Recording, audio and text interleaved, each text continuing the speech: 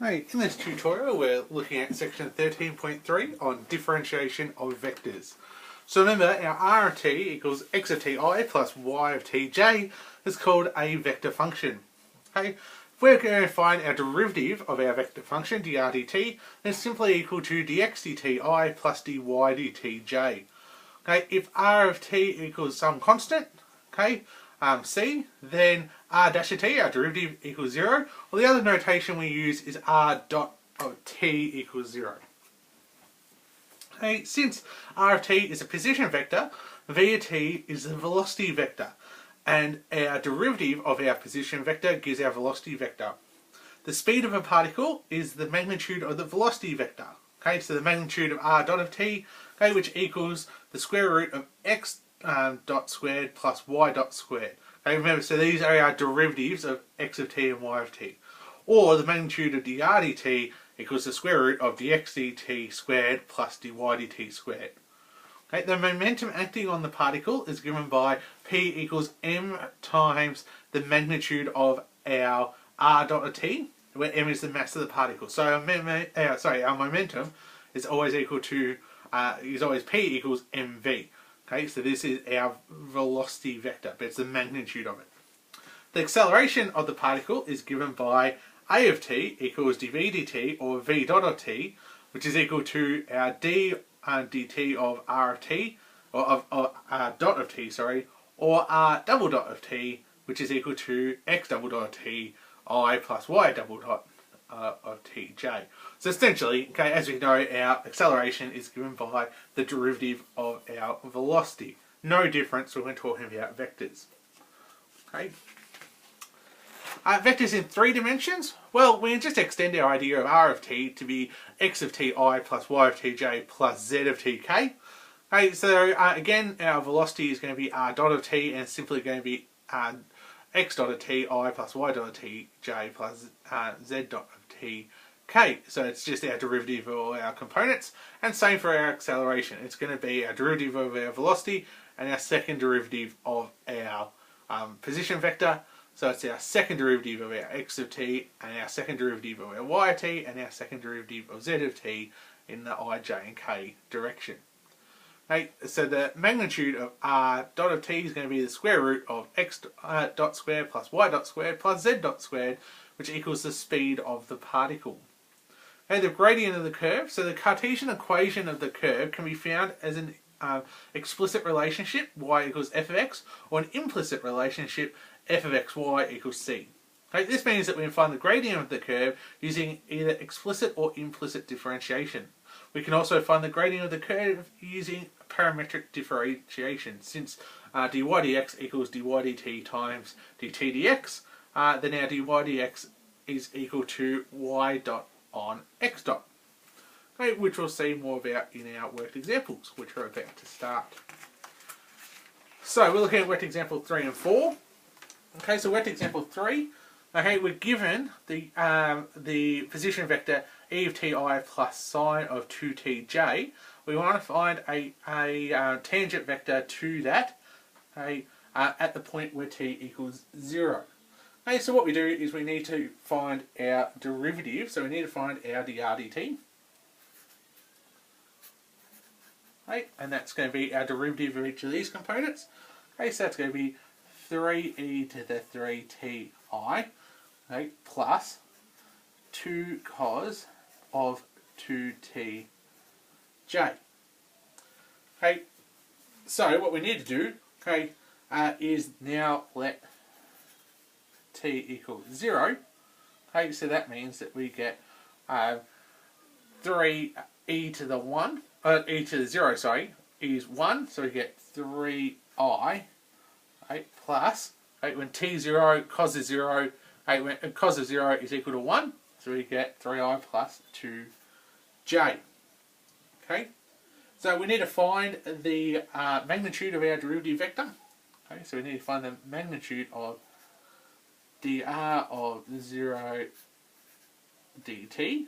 Okay, so that's just the magnitude of this vector here, which is the square root of 3 squared plus 2 squared, okay, which equals the square root of 13. Okay, So we need to find the unit tangent vector. That's why we're doing this work. Okay, so that we can see that we can say then that r hat is equal to 1 on root 13 outside of 3i plus 2j. Okay, remember that's how we find our unit vector. Okay, we take the magnitude, okay, and put 1 over the magnitude out the front of our vector to get our unit vector. Okay, so we'll have a look at work example 4 now. Okay, so we're given this time, okay, a position vector r of t equals t cos of ti plus t sin of tj for all t greater than or equal to 0. We're told a particle spirals outward, so its position vector is given by our r of t. Okay, we need to find the velocity vector. Okay, so what we need to do is we need to find our derivatives. Okay, probably use the all product rules. Okay, so we're looking at finding the derivative of this. Okay, so when we do that, we look, well, we've got, if we like our longer process, we could say f of x equals, sorry, we would not say f of x, we'd say f of t equals t. Right, add g of t equals cos of t. Okay, so f dash of t is equal to 1. G dash of t is equal to negative sine of t. Okay, bring them together. Okay, then we multiply this way, okay, and multiply that way. So we can say we'll then get cos of t, and we really say this is our x dash of t. And saying that this is equal to our x of t, equal to our cos of t minus t sine of t. Okay, and we also need to do it for up here. Okay, for our t sine of t. So this time we'd say, well, f of t equals t, g of t equals sine of t. Okay, so f dash of t equals 1, g dash of t equals cos of t. Right, so then we'd say that our y dash of t, right, again cross multiply, so we get sine of t plus t cos of t. Right, so that then means that all up we get our r dash of t, right, or our r dot t, okay, equal to our, well, this is our I component, so it's our cos of t minus t sine of t. Right, we need brackets around all of this. I, sorry, that one's an I, plus our bracket, our sine of t plus t cos of t j. Right, so, and of course that's our derivative of our position vector is our velocity vector. So that's our answer there for part A. For part B, we need to find the speed of the particle at time t, and hence find the speed when t equals 3 pi on 4. Okay, so remember our speed is our magnitude of our velocity. So we're really going to be saying we need to square this. Okay, and what we're doing is we're doing this in stages. So we're saying that our x dot squared, okay, is equal to our cos of t minus t sine of t squared. Okay, we can expand that out and we get cos squared of t minus 2t cos of t sine of t, okay, plus t squared sine squared of t. We can also do the same with our y dot squared. Okay, well that's going to be our sine of t plus t cos of t squared. And when we expand that out, we say we get sine squared of t plus 2t sine t cos of t plus t squared cos squared of t. Okay, so it seems like a bit. Okay, that what we can say, okay, then is if we're going to simplify this, Okay, we're going to add these together. So x dot squared plus y dot squared. Okay, well we can look, we actually have a lot of stuff cancelled out here.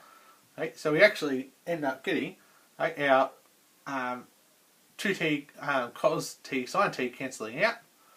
Okay, and we also get our sine squared plus cos squared is equal to 1. Okay, so our sine squared and our cos squared, so these ones are going to equal 1.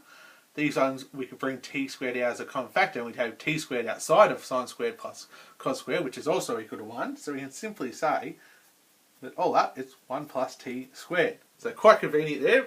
Quite nice little elegant little problem this one. So that's then say is r dot of t.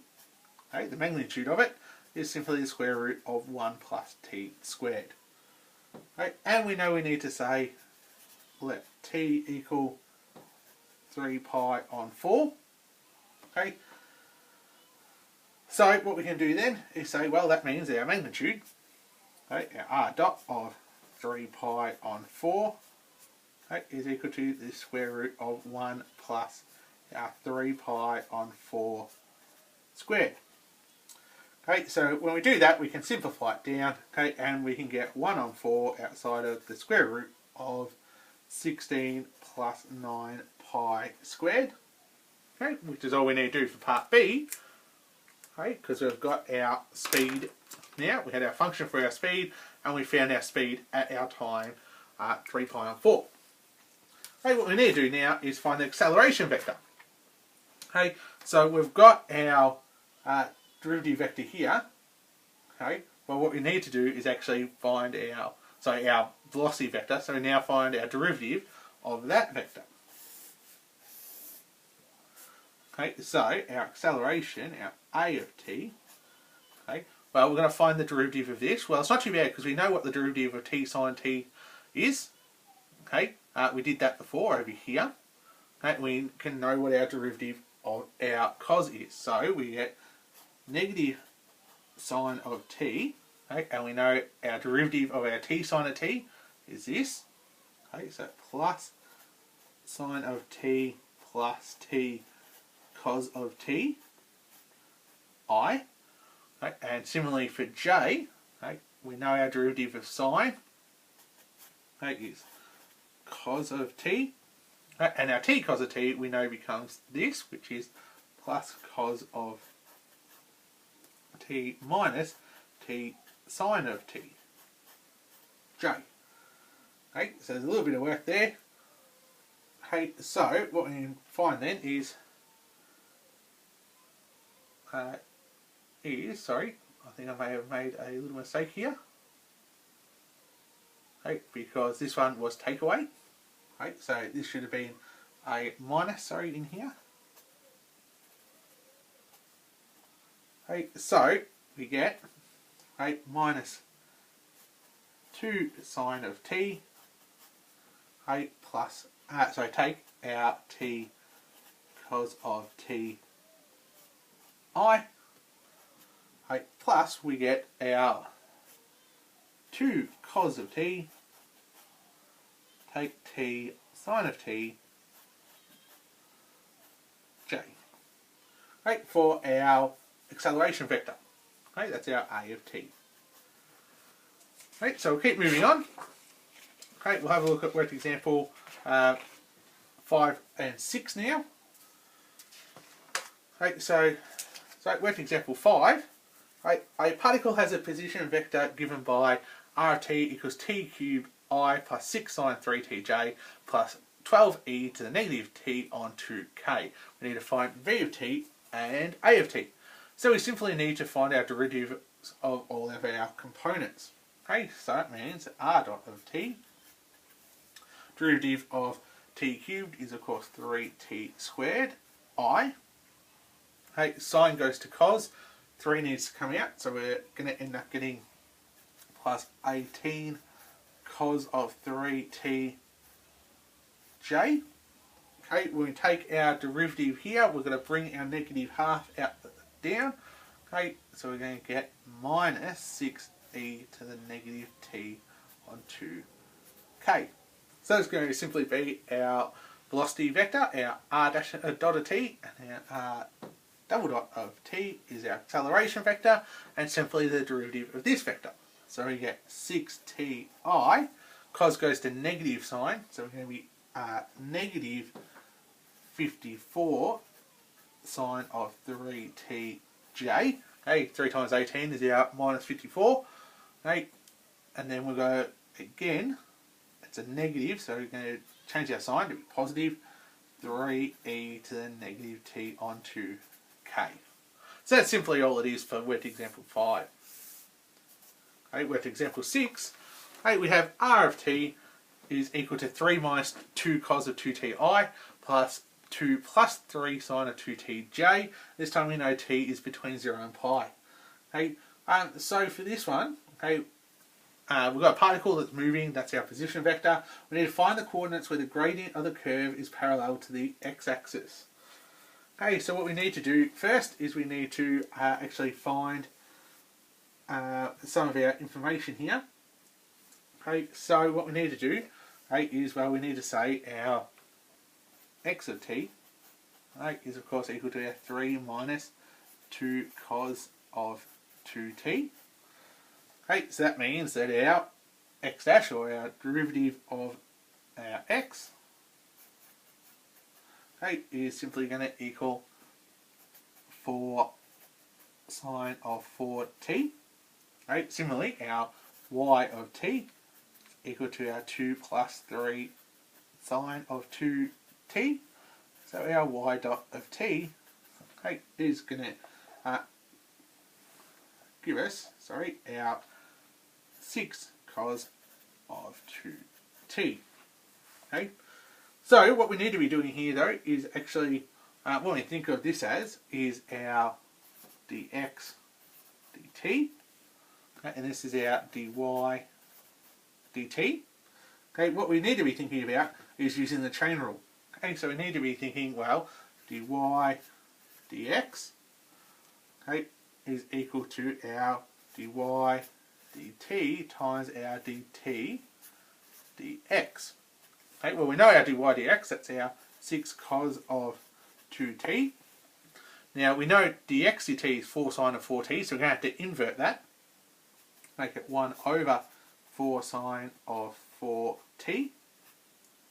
Okay, so we can say that we've got our 6 cos of 2t over 4 sine of 4t, okay, which we can say, okay, is equal to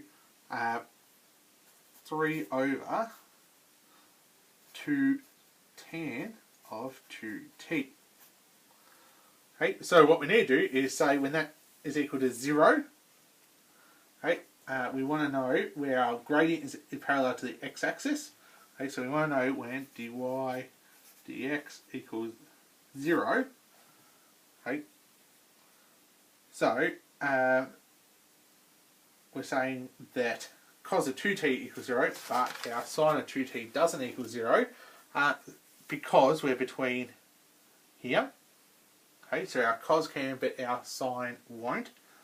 Okay, so what we're going to say then is our 2t, okay, is going to be equal to our pi on 2, okay, and our 3 pi on 2.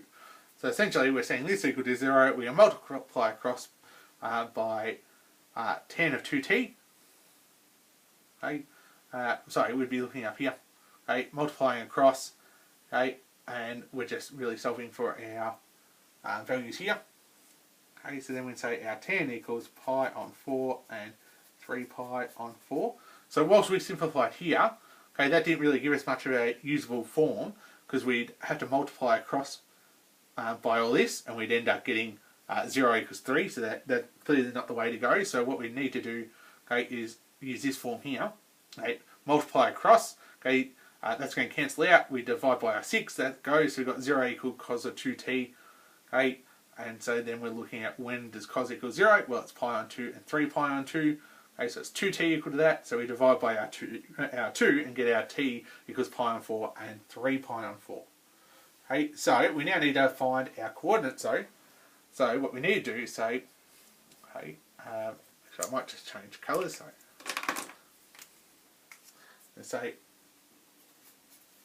when t equals pi on 4, well, our x of pi on 4, so we sub our pi on 4 into here, okay, well our x, okay, is going to give us a value of 3, because we know our cos is going to disappear, okay, and our y of pi on 4, okay, well that's going to give us a value of 5, okay, when we sub it into here, kind of just skipping those steps just to save a bit of room, okay, so we know then, okay,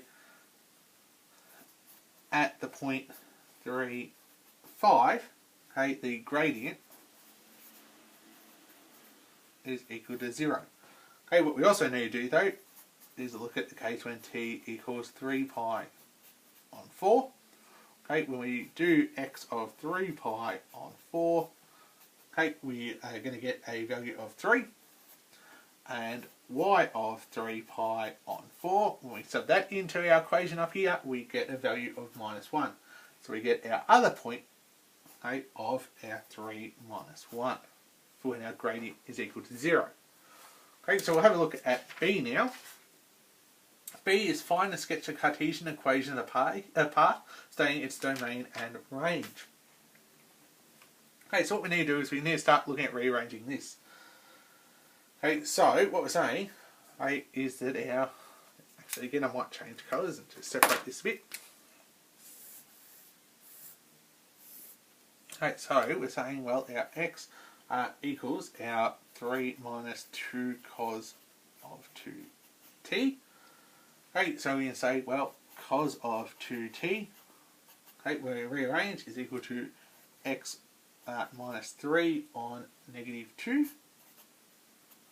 Okay, and when we look at our y equals 2 plus 3 sine of 2t, okay, that we can say, well, sine of 2t, okay, is going to give us y minus 2 on 3. Okay, and we know that cos squared of 2t plus sine squared of 2t is equal to 1. So if we square both of these things, okay, we can set equal to 1. Okay, so what we can say then is we get x minus 3 squared on minus 2 squared is 4, okay, plus y minus 2 squared on 9 equals 1. Okay, and we should recognise there that we are an ellipse with a centre of 3, 2. Okay, so we've got a minor axis and a major axis, of course, okay, that we've got, so we can then look and go, okay, well, okay, I know my centre is at 3, 2. Okay, I know here I get my value of, take the square root of that is our 2 there. Okay, so I've got to come across our xy by 2. So it goes from 1 to 5. And with our y direction we'll come up 3, so we're going to go from 5 down to negative 1. And our ellipse is going to look something like this. Okay, that's all there is with part B. Okay, we'll look at part C, which is find the maximum and minimum values of the speed. Okay, so what we need to do for our speed, okay, is of course look at the modulus of our derivative vector. Okay, well, we worked out essentially our derivative vector because we found our components. We haven't actually written it all together in one spot, but remember we've got to take the we've got to square our x part and square our y part, or our I and j coefficients. Okay, so it'll be the square root of our 4 sine of 4t squared plus, okay, it'll be our 6 cos of 2t squared. Okay, well, we can say that is, of course, square root of 16 sine squared of 4t, okay, plus 36 cos squared sorry, that should be, sorry, realised I made, pick up on that mistake that I made earlier. I'm not sure why I wrote 2 there, and sorry, 4 instead of 2, and I ran it through all the way here. Sorry about that. Okay, because of course these should be 2s as well. Okay, those people watching on probably saw that mistake a while ago. Okay, so we keep working through there. So what we can do is we can use some identities here. Okay, sine squared of 2t is 1 minus cos squared. So we say we're 16 outside of 1 minus cos squared of 2t. Okay, plus our 36 cos squared of 2t. Okay, which means we can make it 16 plus 20 cos squared of 2t. Okay, so it's just a bit of rearranging here, okay, which makes it, we can bring, sorry, a 4 out here. Sorry, a 4 outside of 4 plus 5 cos squared of 2t. Okay, that 4 of course can come out as a 2 out the front. Okay, and we can say we've got 2 outside the square root of our 4 plus 5 cos squared of 2t. Okay, so the maximum value of the speed occurs, okay, when our part here is going to be equal to 1, because it's the maximum value that we can get. Okay, so we know this part can equal 1. Okay, so that means we get 2 times the square root of 4 plus 5, which is going to be, of course, square root of 9, which is 3, times 2, which is 6. Okay, so that's going to be our maximum velocity. Okay, and of course our minimum velocity is when this is going to equal 0, which it can. Okay, that's the lowest value you can get. So it will be 2 times the square root of 2, okay, which is, of course, 4. So that's going to be our minimum velocity. Okay, and that's the end of worked example 6. We've got one last one to go, which is worked example 7. Okay, so this time we're told that the position vector r of t of a golf ball at a time t seconds is given by r of t equals 15ti plus 20t minus 4.9t squared. J, where t is larger than 0. Okay, our distance is in metres.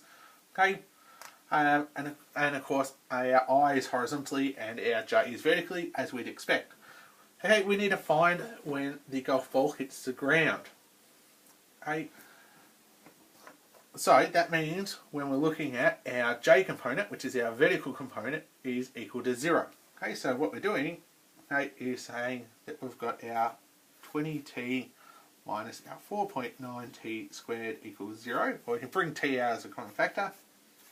T minus 4.9t equals 0. Well, as we'd expect, okay, t equals 0. The ball initially starts on the ground. Okay, or 20 minus 4.9t equals 0. Okay, and when we solve that, we get that t is equal to 4.08 seconds. Okay, so that ball initially starts on the ground. It's got a flight time of 4.08 seconds. Okay, we also need to find where the golf ball hits the ground. Okay, well, that's our component here. Okay, so this is talking about our vertical. This is our horizontal component of the position vector. So all we need to do is look at this component and sub in our t of 4.08. Okay, so we get 15 times 4.08. Okay, gives us a distance of 61.22 metres. Okay, from where we started. Okay, part C is determine the initial speed and angle of projection. Okay, so what we need to do is first of all differentiate and get our dot of t is going to equal 15i. Okay, when we differentiate this, we're going to get our 20 plus our 20 minus 9.8 t j. Okay, so when for our initial velocity, okay, we've got to let t equal 0. Okay, so our r of t is going to equal 15I plus 20j, because of course this is going to disappear. Okay, so our initial speed is our magnitude of this. Okay, so our it's going to be the square root of 15 squared plus 20 squared, okay, which actually equals 25. Okay, we need to work out what our angle of projection is. So it's the angle that our initial velocity vector makes with the x-axis. Okay, so really we're looking at our vector here, okay, and what angle we make. Okay, so what we do there is we just say that we've got, if we draw up a little triangle, okay, we know we come up, not drawn this well, we come up 20 and across 15, across 15, okay, and of course we also know that that is now 25. We're looking for our angle here, so we could use any of our trig functions. In the book they've used cos, so inverse cos, okay, is equal to our 15 over 25, okay, which gives us a value of 53.13 degrees. Okay, so our initial velocity, okay, is 25 meters per second, and the ball travels at an angle of 53.13 degrees. Okay. For part D, for this one, we've got find the maximum height reached. Okay. Well, our maximum height reached, okay, is going to be when this component is equal to this component is equal to 0. Okay, so when our vertical velocity is equal to 0, we're going to reach our maximum height. So we can say that 20 minus 9.8t is equal to 0. Okay, so when we rearrange that, we get t equals 2.04.